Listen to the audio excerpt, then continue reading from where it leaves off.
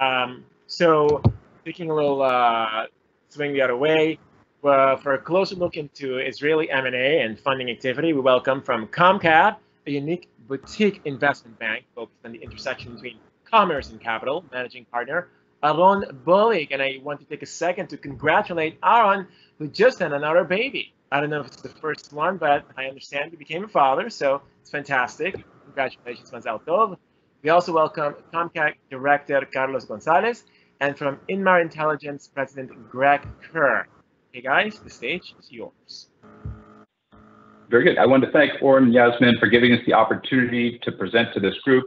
I'm Aron Bohlig, Managing Partner for ComCap. We're a boutique investment bank that focuses exclusively on the retail industry. Today, we're going to talk to you about M&A and financing trends in Israel, as well as a selected overview of things that are happening in particular in the grocery ecosystem on a global basis. And I couldn't be happier to be co-presenting this with Greg Kerr, the Chief Innovation Officer and President for International Strategy from Inmar. Inmar, over the last 10 years, during Greg's tenure, has invested over $1 billion US on acquisitions related to the grocery retail technology ecosystem, making them one of the largest players on a global basis in this space. And we couldn't have a more knowledgeable or experienced participant in the conversation today. So thank you very much, Greg, for joining. In the interest of time, we're going to skip forward past several of our slides and begin the conversation with Greg, because I believe he's got a hard stop in about 10 minutes, and then we'll revert back and go to the presentation as scheduled. So welcome, and as noted, I'm the President of International Innovation and the Chief Technical Officer at Inmar. We have, over the last decade or so, brought together a number of applications focused on the exposure and monetization of retailer data in an ecosystem of solutions that, as you can see here, we call the retail cloud, and is composed of e-commerce and on-site media monetization, off-site monetization of the data, Shopper Sync, which is what we call our core CDP, incentives and loyalty, and in-store media. And the way these things come together is all through that Shopper Sync data platform. So we're taking transactional data from POS when we do adjudication of baskets and digital promotions at the POS, or print on receipt capability. We're taking those baskets, we're taking the identity information as transactional information into the platform. We're bringing it together with behavioral data that's past purchase behavior, website behavior that we bring in through our ad network, and we bring that all together in the CDP. We run various algorithms, and both learning and statistical, to do RFM, food tribe segmentation, price sensitivity. We do all that analysis inside the data platform and expose that intelligence back out to the point solution. So, for example, you can, in our system today, put a promotion out for either a fixed price $2 promotion off something. You can advertise that promotion out. You can align it with your e-commerce platform, all within the same connected set of point solutions for retailers. And we do this in a way that is all revenue plus for a retailer, while there is a technology fee for the base platform that's more than covered through the bringing of CPG campaigns onto the platform. And all of this is set up for a retailer to be a net positive in terms of alternative revenue for the retailer. This in its base sense, this is really like turning a brick and mortar retailer into an e-commerce retailer, into an Amazon, if you will, a mini Amazon, bringing that data and making it work for the retailer, and all which in a way protects the data asset for the retailer. So in all of this activity, none of this data is flowing off platform. All of the activation of the data is through the platform. So we really create a data marketplace for the activation of those consumers for the retailer. So we, as noted, we go to a retailer with various success models for the retailer. We can, oops, one slide too far.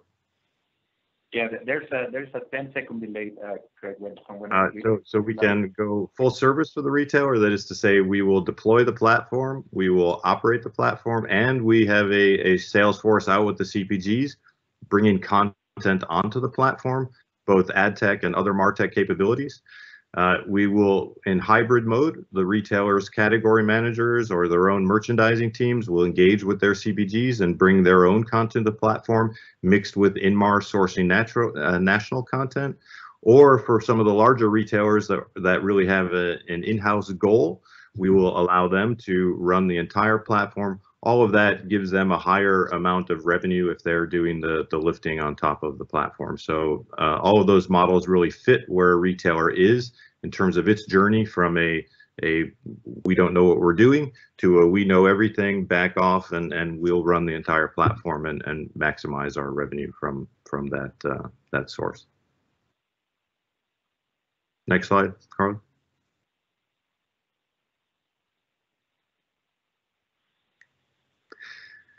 So what this allows a retailer to do is really do their merchandising planning, merchandise planning calendar with all of the capabilities integrated. So they can sit down and run their Super Bowl promotion and bring in all of the different players, set up all the different capabilities from promotional deployment of shopper marketing to offsite campaign and integration with their e-commerce and on-platform media as well.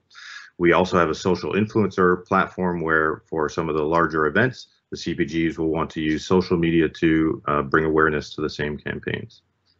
You can go to the next slide.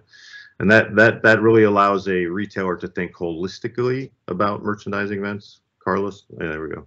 So if you're doing something like Spice Up Taco Night, as Deborah was pointing out before, like every day is a celebration, well, maybe Taco Night is this week. And you can bring all of the CPGs that have relevant products in the space, and we help with the data platform to source out relevant players within the various categories. And the retailer can really plan holistically something like this, where they're bringing not only CPG dollars, but also pushing their own fresh or their own private label programs alongside those CPGs. And I'll close with that. I see we're behind time, and Aaron, hand it back to you.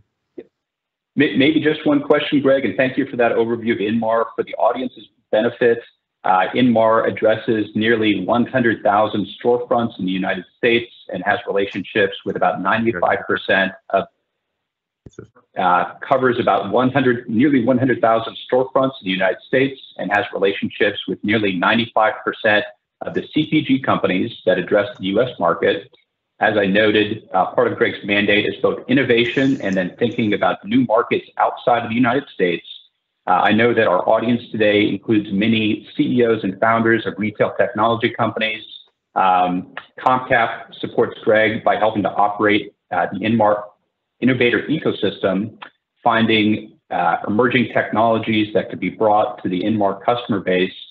I guess, Greg, could you share a few words on how you're thinking about innovation and international expansion and what?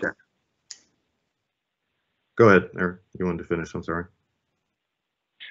And we have an organized program to bring companies into that process, but just maybe if you could share a few thoughts on, from a formative basis, how you think about that and what types of things are particularly interesting to you as you think about 2022. Certainly, I think from an expansion in general perspective, by using that data asset core as a way to integrate solutions for the retailer ahead of the retailer actually deploying the solution, makes it more seamless for new capabilities to be brought on platform. So one of our recent acquisitions, a key, for example, in the digital media space, which does moments-based marketing and is an ad tech add-on to our capability.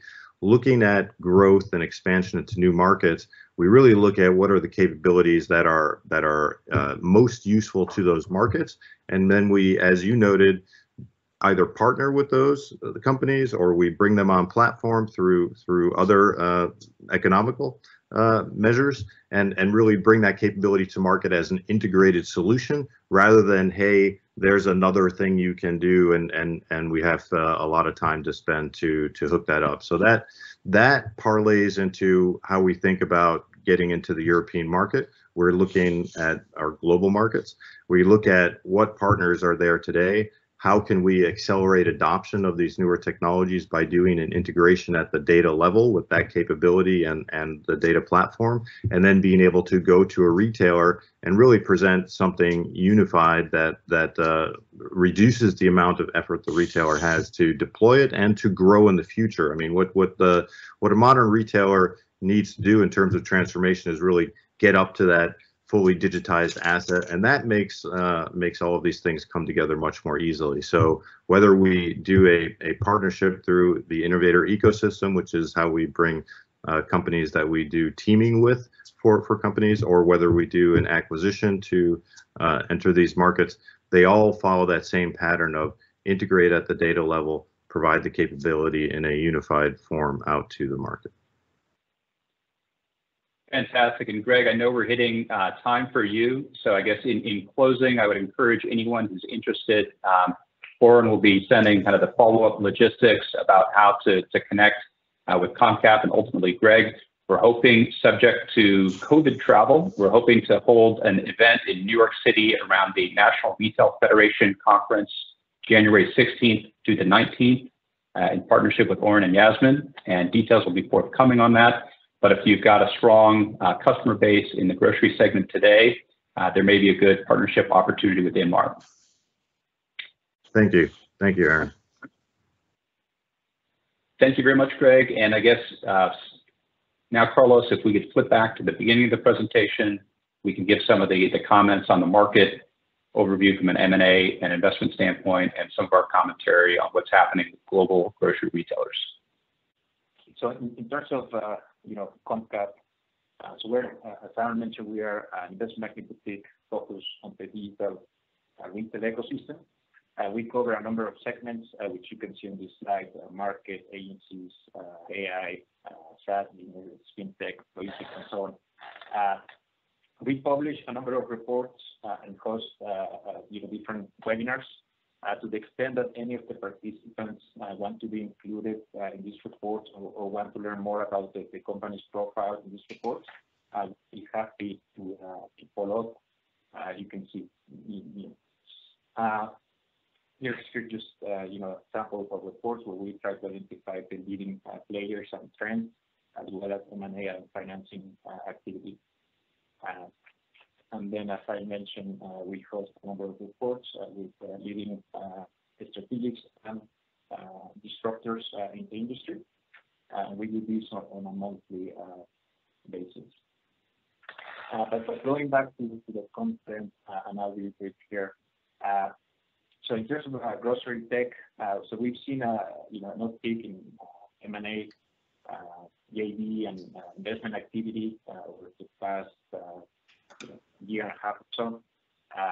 And this is driven by the new reality, meaning changing consumer habits with a stronger or faster, more reliable delivery, as well as stronger adoption by the grocers. So here in the U.S., you can see that the buyers grew from 34% to 48% for those that use digital channels.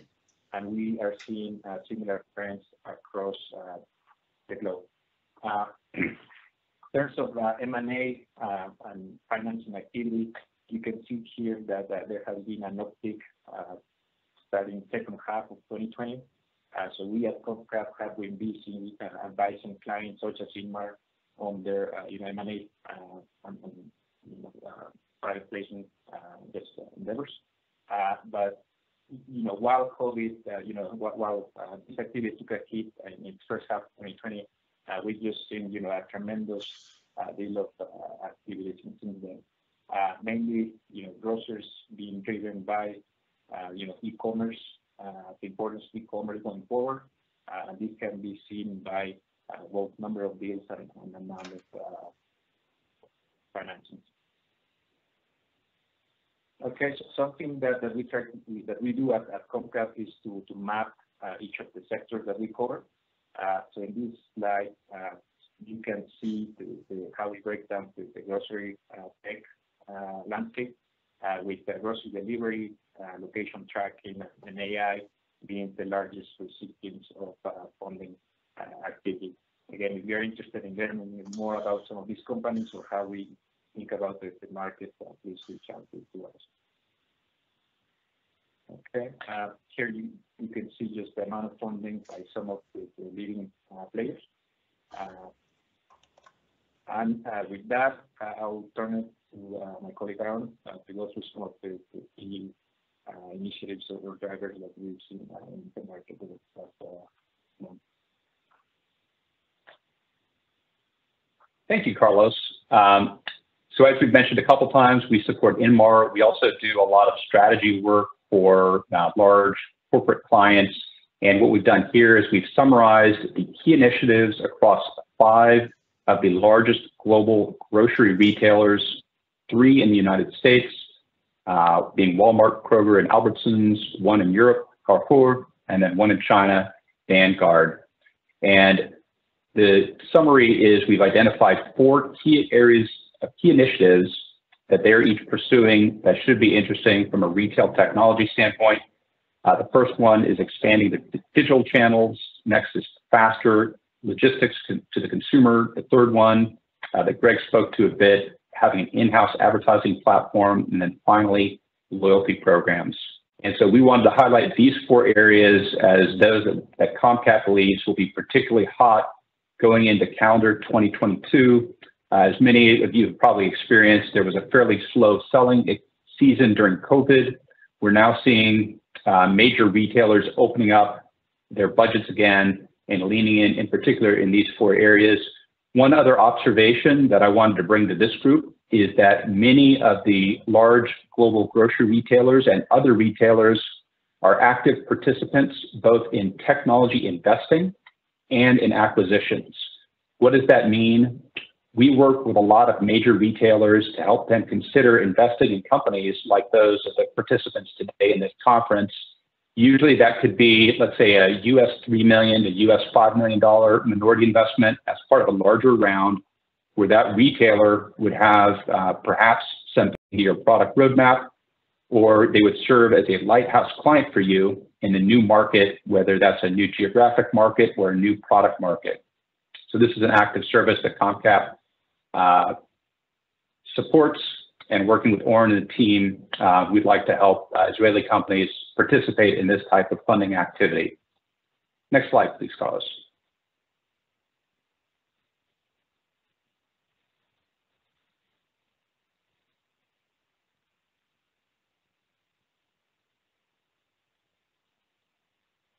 So one of the major themes we've seen, in particular in the United States, but also in China, is the use of logistics as a weapon. Basically, these major retailers are investing both in software logistics and physical logistics to give a time to consumer advantage as well as a cost advantage relative to their peers. Alibaba really initiated this strategy 5 or 6 years ago in China and Southeast Asia. It's catching up definitely in the United States and then in select markets in Europe and elsewhere. But the market for supply chain and logistics software could not be hotter right now. We're seeing both lots of great buying signals in terms of large new contracts being awarded, and then a tremendous amount of venture capital and private equity activity focused on this area. And we believe this will continue to be a hot topic going into 2022. Next slide, please. And as you see on this slide, it's a combination of both software and then physical logistics, including robotics, that are particularly hot right now.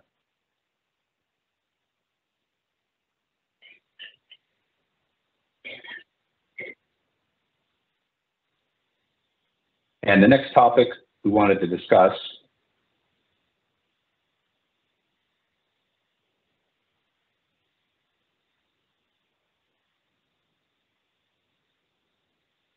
as Greg already touched upon, in-house advertising networks. Several of the larger retailers in the United States have announced what they're calling a retail media network, which is a combination of an in-house technology platform and some in-house agency function. So Inmar provides this technology, but there are really dozens and dozens of subcomponents and subverticals, which will continue to be a hot topic. And these are all evolving literally on a month-to-month basis. So Israeli innovators obviously have been very successful in ad tech and marketing technology historically, and we think that this is a very fruitful time to be approaching these major retailers on the topic of ad tech and martech. And one cautionary tale here is we see a growing conflict between online platforms and grocery retailers. So in the United States in particular, Instacart is both acting as a service provider to retailers, but increasingly they're disintermediating retailers, offering their own products directly to the consumer and eroding the value of those consumer relationships. We've seen a similar story in the central column, where both Alibaba is moving closer to the consumer, and Amazon, of course, acquired Whole Foods in the United States as a way to cut out the existing major retailers. And then we've seen some kind of hits and misses in terms of partnerships in this space. One in particular, the Ocado retail partnership with Marks and Spencer's in the United Kingdom. They established a 50-50 joint venture, which really lets Ocado piggyback on the consumer relationships that Marks and Spencer's has developed over decades and disintermediate Marks and Spencer's, ultimately capturing a lot of the value from that relationship. ComCap has an active program where we represent both technology companies like those on the call, as well as major software and retail parties like Inmar in negotiating these types of joint ventures. Next slide, please.